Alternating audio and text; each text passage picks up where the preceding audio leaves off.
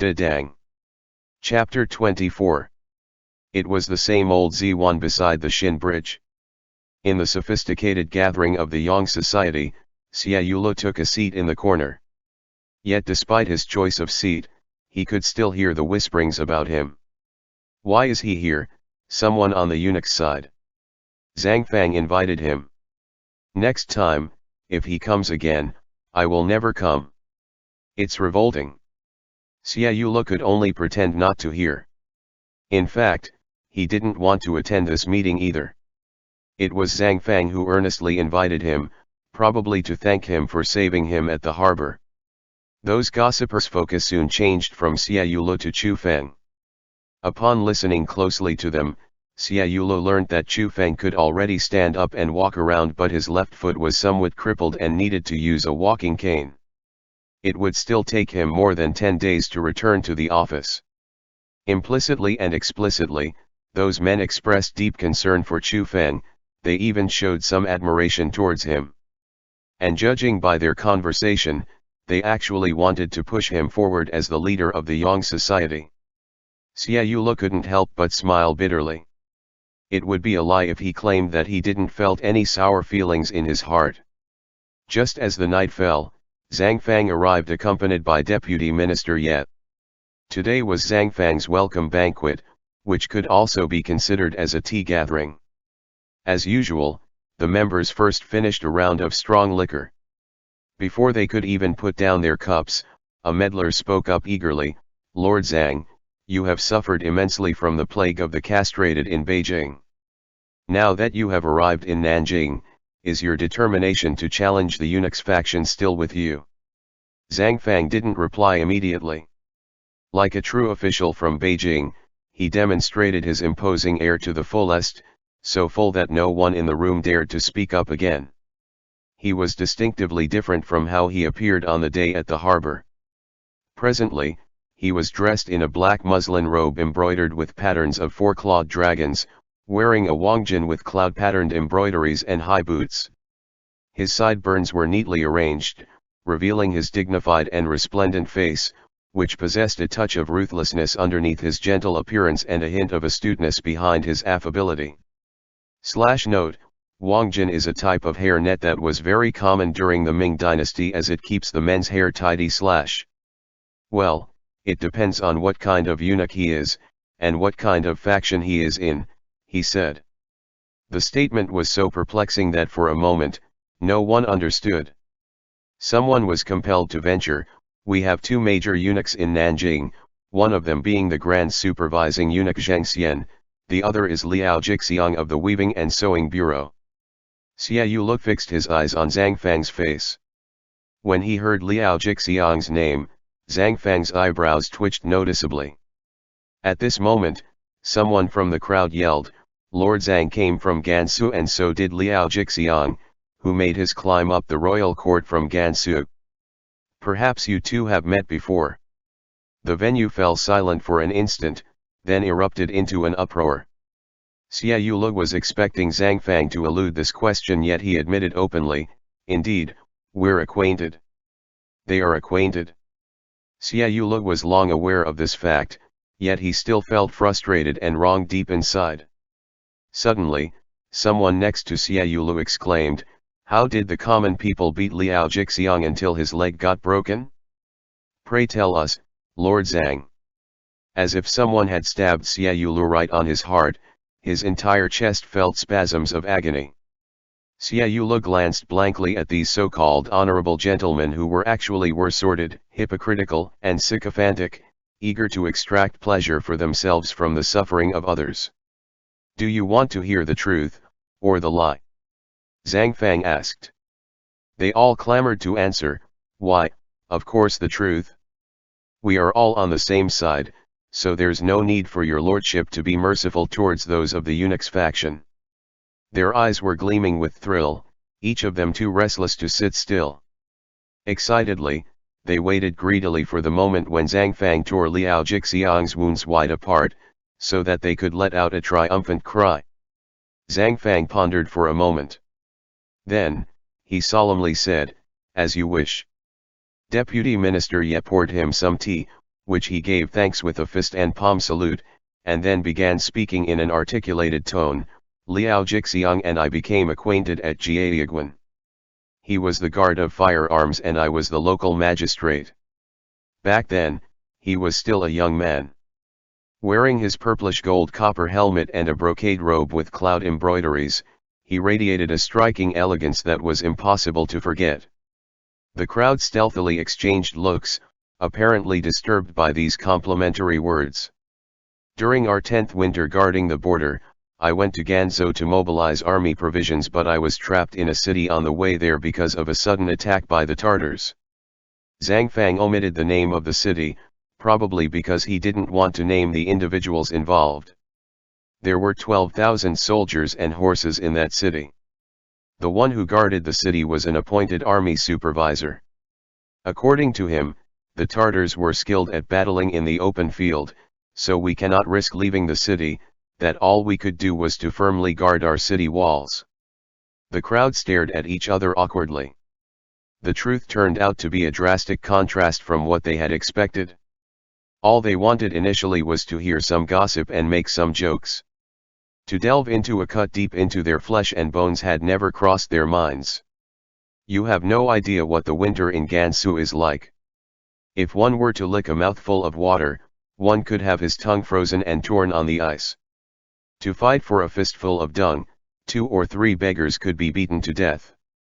Everyone was obsessed with their own meager possessions. No one would spare a glance at another's life or death. We were trapped in the siege for a month and 22 days. And during midnight, not a single bleat from the sheep could be heard.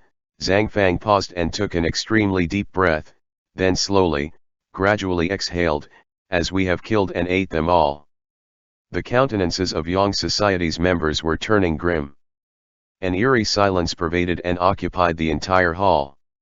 The day was the 14th of the 12th lunar month. With the besieged city as the center, everywhere 100 li from it suffered a storm with snowflakes as large as goose feathers. At dawn, the sound of hooves was suddenly heard. It were audible to the entire city. It was Liao Jixiang. Xia Yulo's hand holding the cup clenched abruptly. The cup slipped from his hand and rolled off the table, shattering on the ground. Yet none of the members bothered to look back. He had a large army at Jiaiguan, but they were supposed to defend the border, so he couldn't bring them along. Only later did I learn that he had requested soldiers from the Grand Supervising Eunuch stationed in Gansu, who furiously rejected and reprimanded him. And then, as it was impossible to get men from the garrison troop, all he brought along was 3,000 eunuch soldiers. Stop! Don't continue! Xia Yulo screamed silently. Everyone knew what would happen next: bloodshed, devastation, ruined villages and deaths, that was all. His men prepared for war in the northwest of the battlefield, while the enemy attacked from the southeast. You've never witnessed a scene such as that. People weren't treated as human beings anymore and their lives were thrown away without any regard. I watched it from the city wall, and my heart was almost shattering from agony. Some left their seats. Those who stayed appeared petrified, their gazes stiff, blank, or filled with horror. We all knew what kind of troops they were. In the city, everyone, from the commander to the infantry leader, lieutenants, sergeants, even the dispatchers, all volunteered for battle. But the appointed army supervisor forbade them from going. At this point, Zhang Fang paused, probably choked with emotion. Over 3,000 soldiers, brutally killed until only 85 were left. Out of the 23 capable eunuch leaders under Liao Jixiang, only 4 survived. Xia Yulo couldn't control himself any longer as he felt tears swelling up in his eyes. The field warfare spanned across 2 days and a night, the battle front stretching for 30 li. I didn't know when Liao Jixiang was shot by an arrow, but I was there when they removed it. The shaft was already gone during the war, but the arrowhead was lodged in his knee. Zhang Fang had to swallow a mouthful of tea before continuing.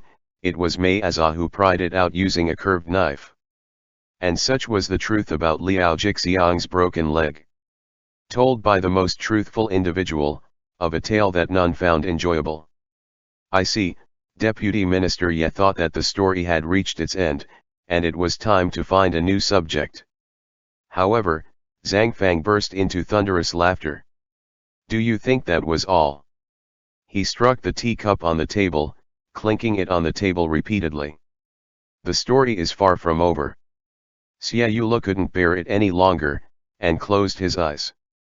In that battle, over 1,500 Tartars were killed, more than 10 leaders of their various ranks captured. Liao Jixiang became famous throughout Gansu overnight, so the higher authorities had to report it to the court. On the 10th day of the first lunar month, they summoned me and said, "How can we credit such remarkable achievements to a eunuch?" Everyone, including Xie Yulu, Deputy Minister Ye and all the big and small officials of the Yang society, understood Zhang Fang's words. They were all aware of such occurrences, and exactly because of this awareness, everyone's eyes darted to avoid Zhang Fang's gaze, too embarrassed to lift their heads. They appointed me to intercept the credit. Zhang Fang slammed the table. So, that's how I took on the title for the glorious victory at Ganzhou. Deputy Minister Ye appeared extremely awkward. Such things did happen, and they were not uncommon. Yet, no one had ever discussed them openly. Zhang Fang must have been insane to reveal his own wounds. After receiving the imperial decree that summoned me to the capital, I went to the provincial government of Shaanxi and Suanda to retrieve my travel pass. The governor there asked me if the tale was true, that there was indeed a courageous, talented eunuch at Jiaiguan. After pondering on it over and over again, I still didn't dare utter a single yes. Zhang Fang gritted his teeth fiercely. For the rest of my life, I would never forgive myself for what I did to Liao Jixiang.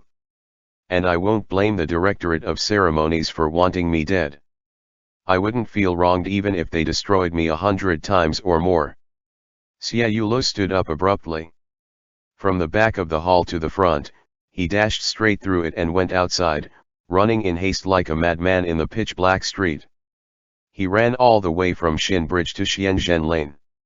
He couldn't tell whether it was the main gate or the side gate, nor could he be bothered by it. Xie Yulu raised his hand and slammed on the door. The young eunuch serving as the gatekeeper didn't recognize him, so in his frantic state, Xie Yulu shouted at him, "Go and tell your dugong that Xie Chunchu is looking for him." The gatekeeper was responsible enough, as he truly went to deliver the message. Soon, a response came to the door, inviting Xie Yulu inside. The paths inside the mansion were tortuous and labyrinthine. The young gatekeeper led the way, leading Xie Yulu deeper and deeper into the mansion, as if they were heading towards a secret garden. Xie Yulu followed in a daze. Out of some sudden, inexplicable instinct, he turned and looked back. On the other end of the pebbled path, beneath the shadows of bluish-green plantains, he caught a distant glimpse of Liao Jixiang, who was wearing a vibrantly colored robe with lion embroideries on the shoulders and the back. Mei Azha, Ruandian, and the others were all by his side, and they appeared to be strolling leisurely after dinner. Immediately, Xie Yulu turned around and ran.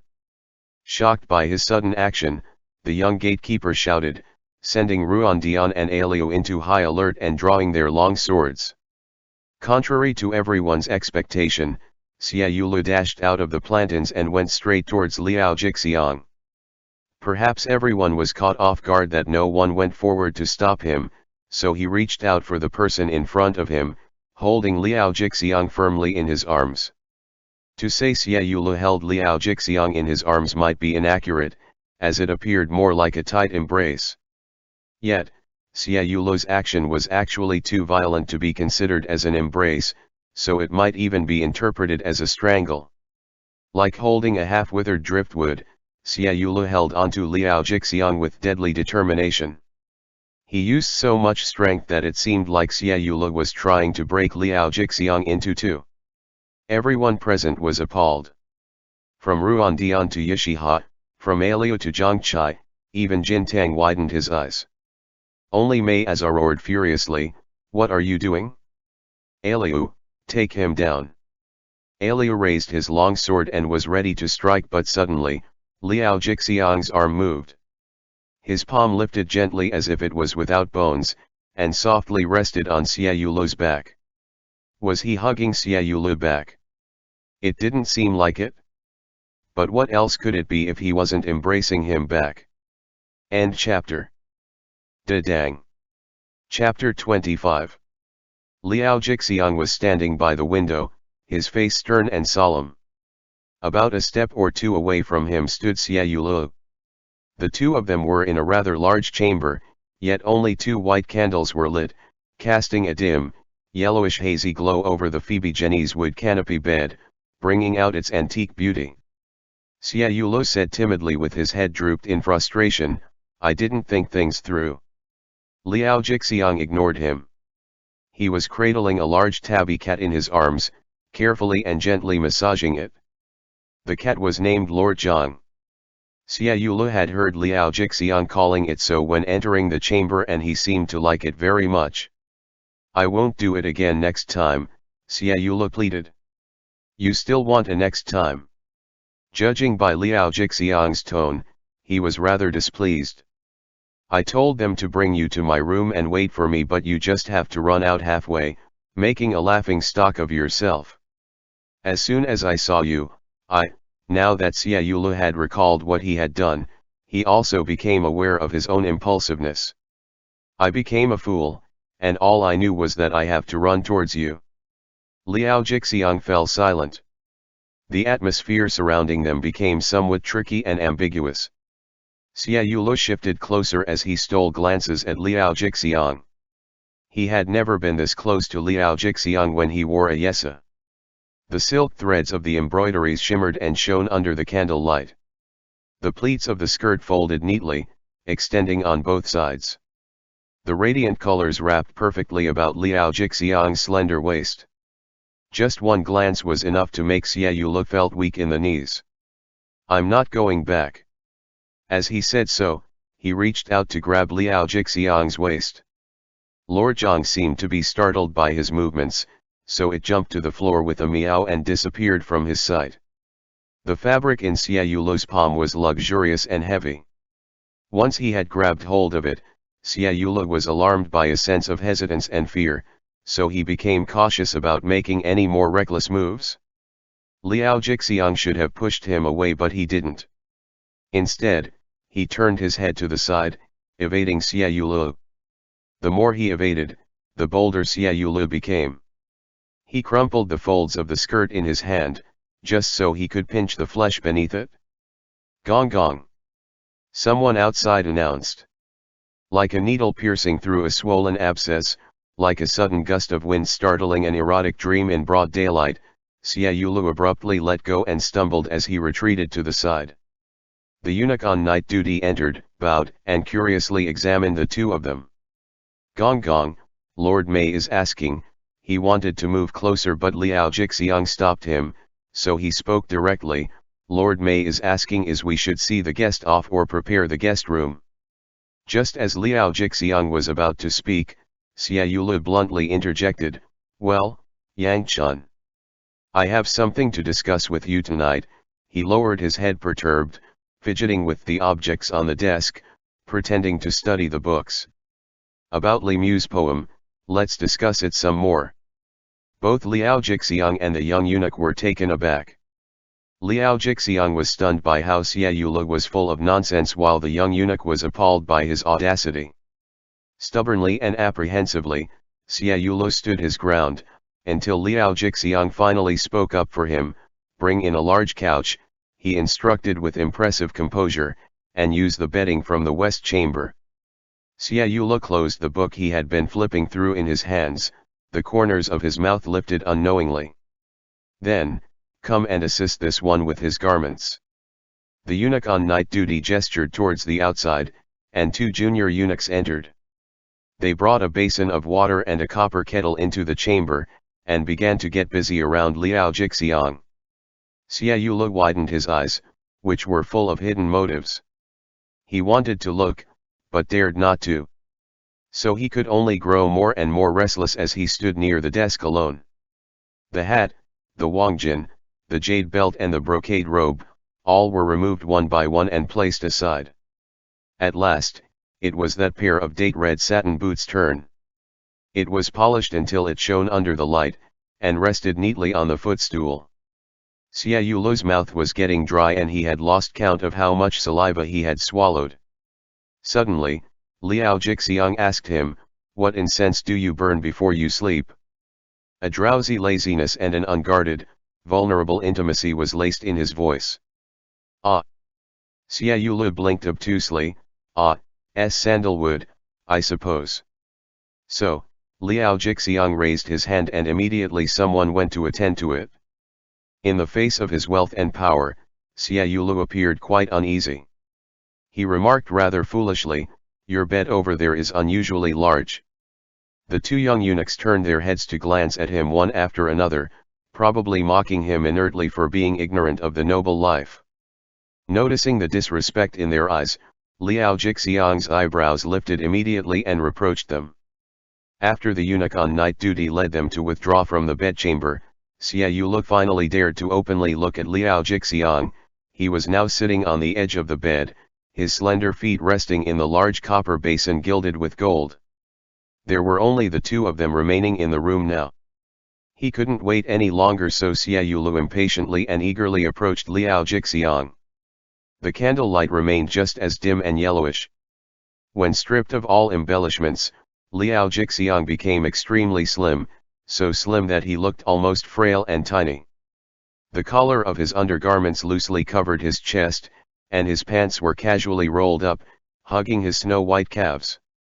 Unable to control himself, Xia Yulu's eyes fixated on that pair of feet. Out of nervousness or something else, those toes curled timidly in the water basin, and on the tilted right ankle was a small mole. Xia Yulu must have borrowed immense courage from a bear or a leopard, as he even dared to suddenly reach out and remove Liao Jixiang's hairpin. The lustrous, black hair was set free from the hair bun, it swirled twice on top of Liao Jixiang's head, and then poured down like a waterfall, draping over his shoulders and covering the side of his cheeks. It was so pretty, that it evoked a sense of astonishment in Xia Yulu as he faced the breathtaking gorgeousness of this perturbed beauty, Liao Jixiang. Liao Jixiang was truly taken aback and genuinely enraged. The scolding words were right on the tip of his tongue, but he didn't get to say them as he watched Xia Yulu hopping on one foot and taking off his boots. The boots were carelessly tossed away on the floor. Following which, Xia Yulu proceeded to remove his socks. "You. What are you doing?" Liao Jixiang asked. Perhaps he was feeling a bit scared. Liao Jixiang unknowingly leaned slightly backward. As for what exactly he was afraid of, he couldn't quite articulate. Xia Yulu didn't answer. He sat down impudently, his body pressing next to Liao Jixiang. Their hips were touching, and their arms were bumping against each other too. "I also want to wash my feet," he said. Splash, it was the sound of water as Xia Yulu's feet entered the water basin. Liao Jixiang shivered. The basin was large enough for the two of them, yet Xia Yulu insisted on resting his feet on Liao Jixiang's. They were now flesh against flesh, the only thing separating them in between was the slippery, glistening ripples of water. The scent of sandalwood rose and pervaded in the air, making Xia Yulu panted somewhat indecently. Being surrounded by Liao Jixiang's scent, Xia Yulu was enchanted and emboldened with a wild passion. "You've never washed your feet with someone else like this, have you?" Naturally, Liao Jixiang didn't answer. So, Xia Yulu crossed the line even more by gently lifting a lock of his hair on the side and carefully tucking it behind his ear. "All that you haven't tasted, I want you to try," he said. Which was a statement from the bottom of his heart. Xia Yulu was anguished for Liao Jixiang's sacrifices and sufferings, so was he pitying Liao Jixiang's innocence and inexperience in the matters of love and passion at the age of 30. And above it all, he was completely bedazzled, adoring Liao Jixiang as he was someone who should only exist in the heavens. Liao Jixiang remained silent, his expression not betraying his attitude, and he appeared like he had a constant desire to flee. Xia Yulu stared at him intently, like he couldn't bear to part his gaze from Liao Jixiang's figure. Then he bent down and slowly extended both of his hands into the water, abruptly grabbing hold of Liao Jixiang's feet. Liao Jixiang was truly trembling all over. Not because his feet were being touched but because of the man doing it. Let go. No response came from Xie Yulu, who was meticulously washing Liao Jixiang's feet, the soles, the arches, and the sensitive gaps between his toes. He kneaded them and caressed them. Clearly, he loved them so much that he didn't want to let go. All right, that's enough, Liao Jixiang anxiously tugged at Xie Yulu's sleeve. It had indeed been too long, and Xie Yulu had no choice but to let go. By then, they finally realized there was no towel nearby. Thanks to all your fussing, now I don't even have someone to bring me a towel, Liao Jixiang complained unhappily. Hastily, Xie Yulu picked up his socks from the floor and wiped himself off carelessly. Next to him were a pair of sandals, which he only fitted half of his feet in. Then, he stood up and began undressing in front of Liao Jixiang. Liao Jixiang stared at him, his mind became completely blank. He watched as Xie Yulu took off his outer robe and squatted down, neatly folding the robe on his knee, and slowly lifted one of Liao Jixiang's feet from the basin and began to dry it patiently. Although it wasn't Xie Yulu's official robes, it was still part of his outfit and demeanor. Liao Jixiang silently observed this man in front of him, and his heartstrings were faintly plucked. Xie Yulu held Liao Jixiang's ankle as if he was handling something extremely precious, cradling the foot in his arms. As he wiped it, his gaze lingered and clung onto Liao Jixiang's foot. It was pure and fair, the soft skin glistening with water as it rested vividly in his hands with warmth. The toenails were trimmed to perfection, the arch of the foot was tall, and the heel was delicate and round. Xie Yulu must have lost his mind. Swiftly, his lips gently touched the arch of Liao Jixiang's foot. Liao Jixiang saw it, and his toes suddenly curled up. Yet, probably due to the dim lighting, he couldn't be sure of what had happened. "What did you do?" he asked apprehensively, withdrawing his feet as he spoke. "What?" Xie Yulu feigned innocence. Going along with Liao Jixiang's force, Xie Yulu obediently cradled the foot upwards and gently pushed them towards the bed. He turned around and stammered, "It's late, let's sleep." Liao Jixiang stared at him in suspicion, wanting to reproach him for his audacious, unconventional behavior, but some words were too embarrassing for him to utter. Xie Yulu struggled as he shuffled in his tiny sandals to the desk to blow out the candles. He went past the neatly arranged large couch on his way back, yet he didn't climb into it.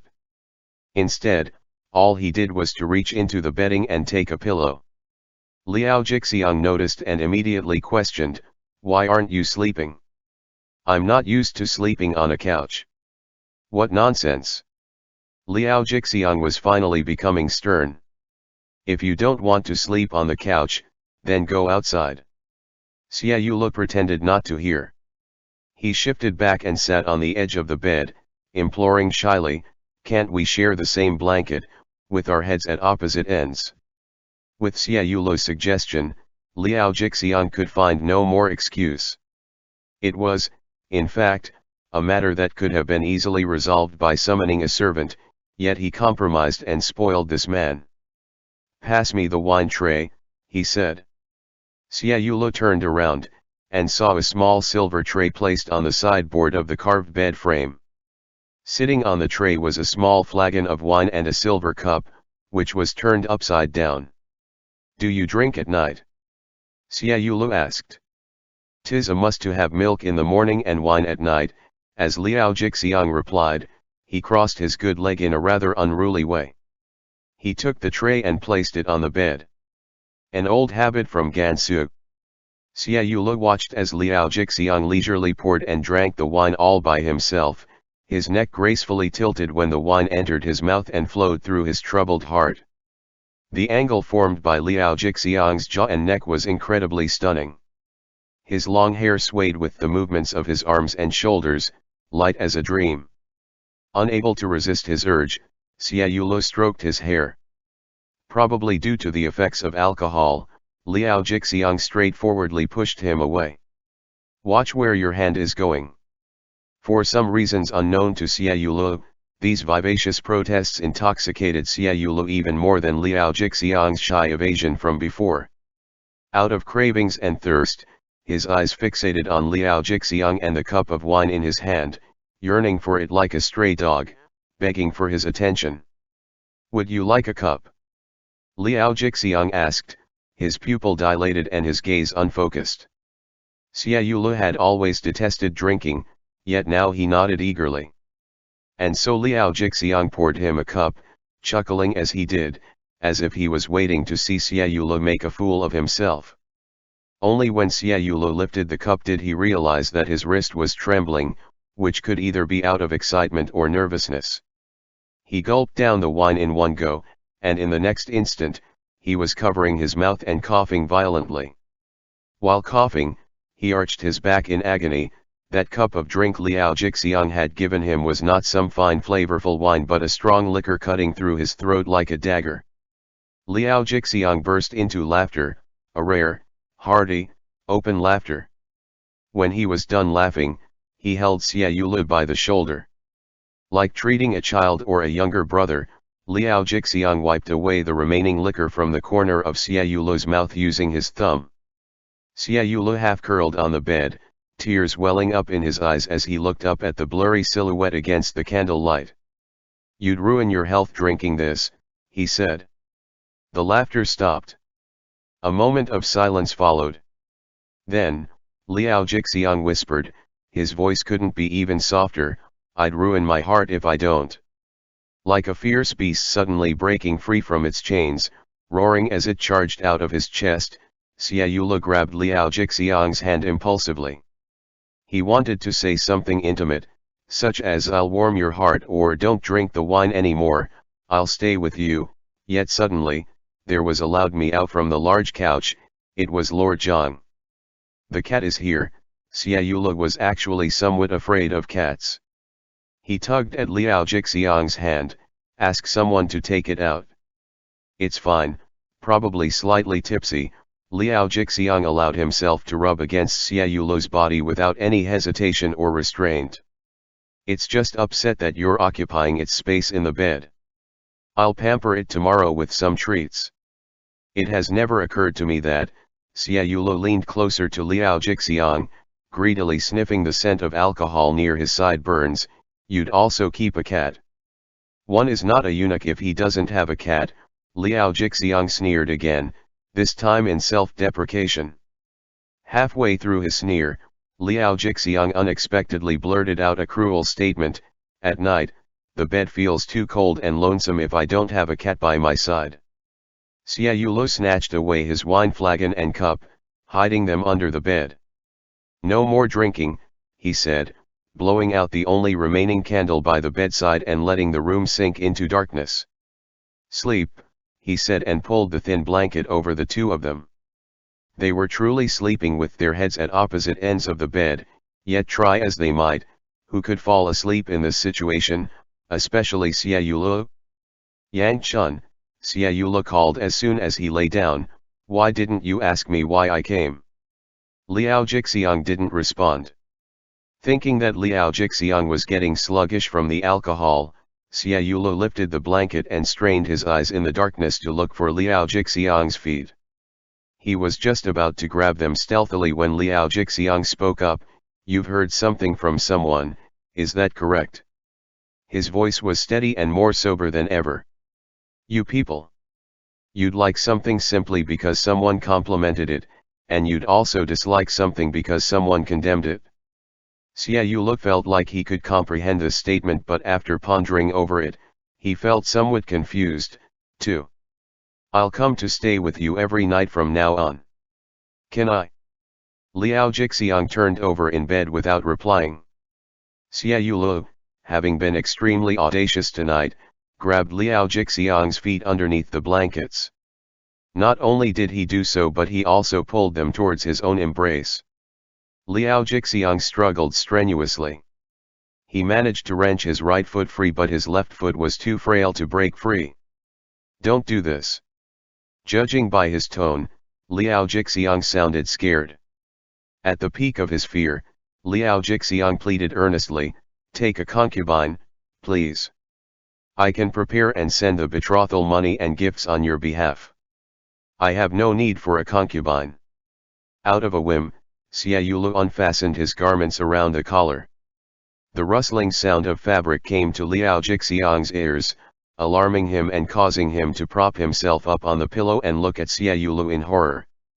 "No. No, you can't."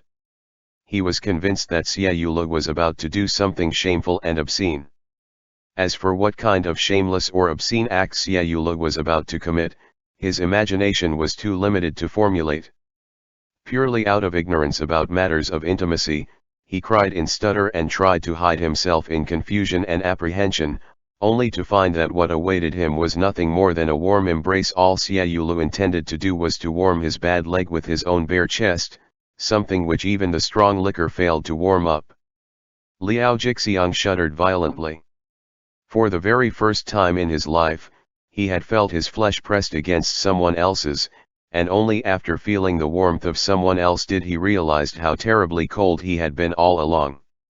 "Chunchu, you." "Hush," Xie Yulu pampered him, gently patting Liao Jixiang's foot.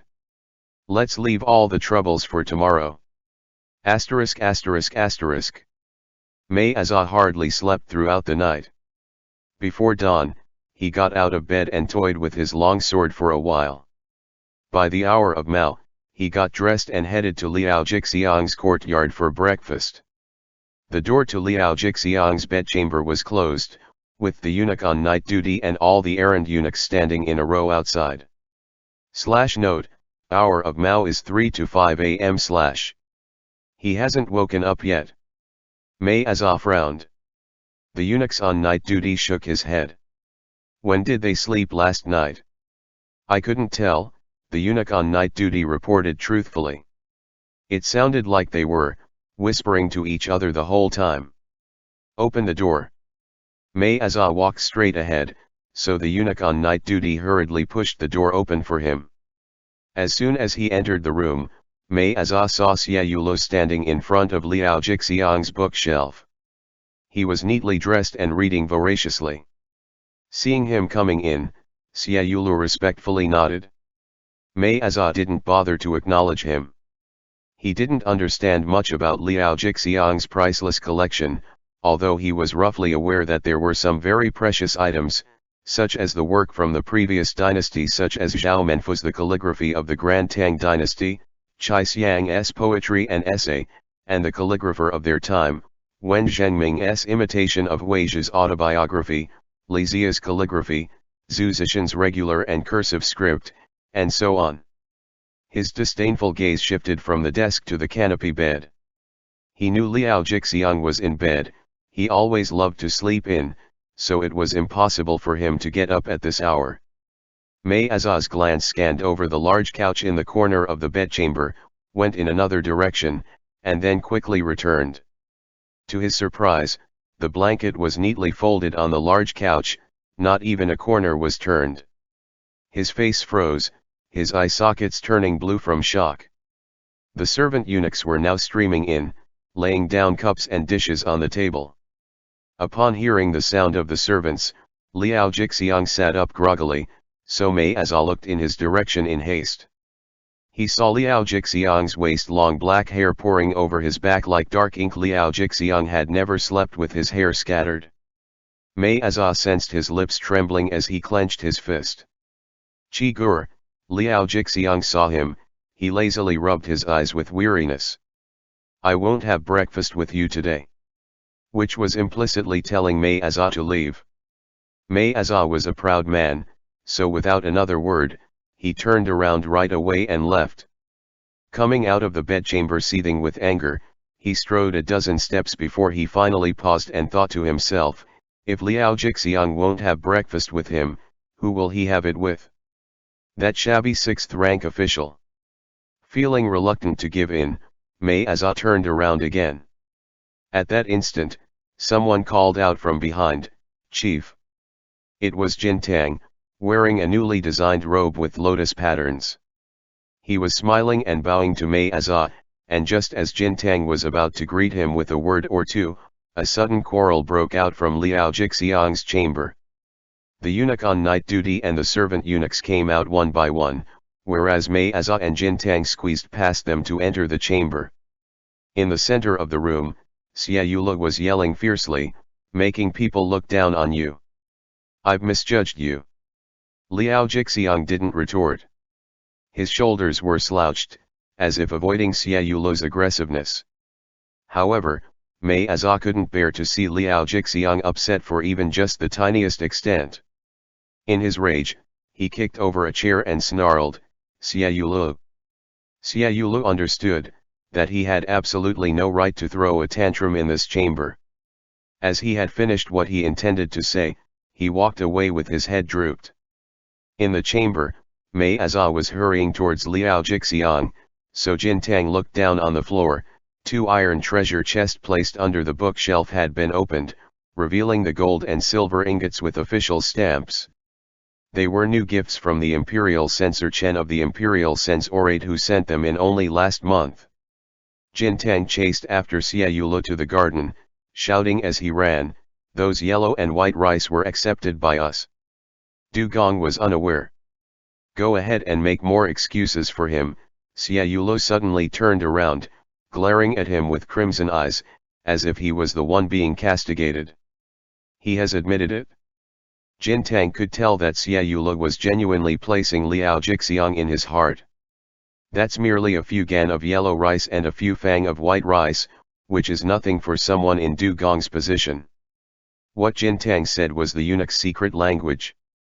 Gan meant 1,000 and fang meant 10,000. Xia Yula was aware of that. He's not that kind of man, Xia Yula argued, his face turned glistening red, evidently frustrated as he stomped his feet repeatedly on the ground. He shouldn't be that kind of man. He is not that kind of man, Jintang nodded in agreement. But even if he doesn't want it, the higher up is demanding it. Xia Yula was stunned. The higher up, he asked, the Lao Zuzong. This person in front of him had saved Chu Feng's life, so Jintang didn't beat around the bush. Lao Zuzong wouldn't even ask for a single strand of hair from our Du Gong. Xia Yula couldn't think of any other men who could possibly order Liao Jixiang around. Then who is it? Not to mention our Du Gong, even Lao Zuzong himself has to pay his respects on specific dates. Could it be? Xia Yula waved his sleeve dismissively. That's absurd, I don't believe it. Yet Jintang laughed. It's better if your lordship doesn't believe it. But the fact was, Xia Yula believed it. He cautiously approached Jintang and whispered, he owns everything in this world. Why would he still covet Xiao Shunqian from the eunuchs? /Note, Xiao Shunqian, literally means to pay someone as a way to show one's filial piety towards the recipient. He is just another human being. He also wants to build grand mansions, marry pretty concubines and collect treasures. Jintang shouldn't have said any of these words, but he still did. What else would you have him do? Should we tell him to ask the Ministry of Revenue and unrightfully use the common folks' tax money? This is known by all eunuchs. Do you think the money robbed by Chi Wan and the likes belong to them alone? He shook his head. Anyone who dares to claim it all for themselves will be accused of misappropriation of funds and be executed. Xia Yula was so appalled that he took a step back, whereas Jintang pressed forward. In the palace, obtaining the position of the chief of the Weaving and Sewing Bureau is also known as ascending to immortality. Lord Xia, do you think this immortality came free? He gestured a please to indicate that Xia Yula should leave. Du Gong is already living a difficult life. Don't push him further. End chapter.